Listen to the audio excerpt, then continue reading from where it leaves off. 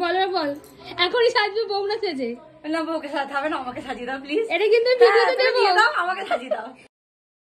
শুনলে তো বাবুর আবদার? বাবুর আবদার হচ্ছে ব্রাইডের আগে ব্রাইডের বৌদি সাজতে হবে, ব্রাইড পরে সাজলেও চলবে।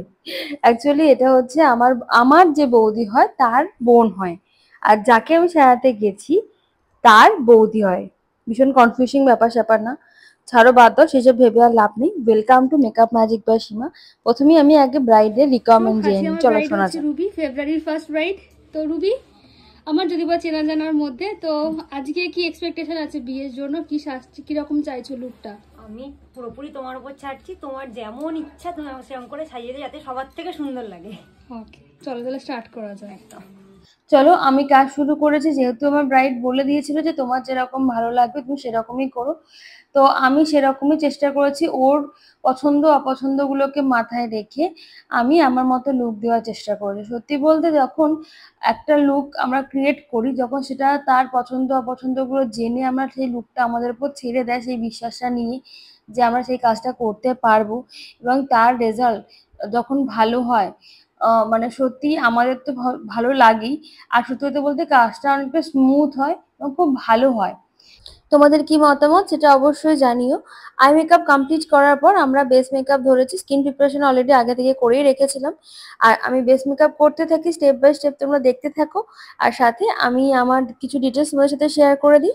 প্রথম ডিটেলস এটা যে আমাদের ব্রাইডাল মাস্টার ক্লাস, যেটা অক্টোবর থেকে শুরু হবে আফটার দুর্গাপুজো। তো তোমরা যারা যারা জয়েন করতে চাও, লোকেশন হচ্ছে হাওড়া, তারা কিন্তু অবশ্যই যোগাযোগ করো ওপরে যে নাম্বারটা রয়েছে সেই নাম্বারে।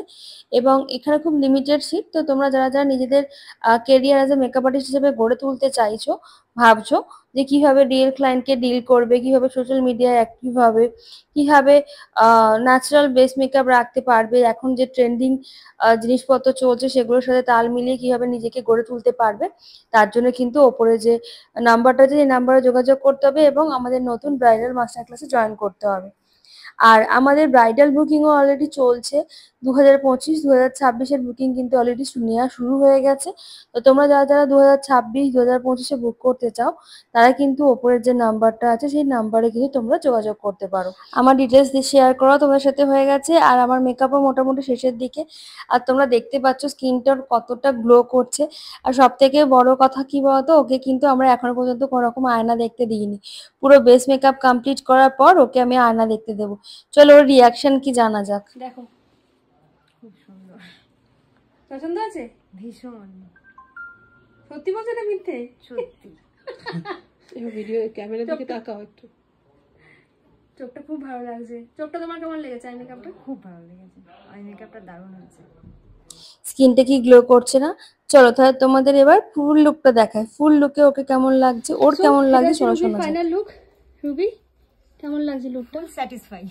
পছন্দ হয়েছে? হেয়ার শাড়ি সবকিছু পছন্দ হয়েছে। ওভারঅল দারুণ। হ্যাঁ নাকেরটা পরিয়ে দেবো, নাকেরটা পরিয়ে দেবো। এরপর ওকে আমি নিয়ে না ভেন্যুতে চলে গেছিলাম, যেহেতু বর আসার সময় হয়ে গেছে, বেশিক্ষণ সময় ছিল না। তাদের একটা ছবি আর সুন্দর একটা ভিডিও নিয়ে নিয়েছিলাম। তোমরা কিন্তু জানিও আমার ব্রাইড রুবিকে কেমন লাগছে। আর বেশিক্ষণ সময় নষ্ট করবো না, কারণ অলরেডি বর এসে গেছে।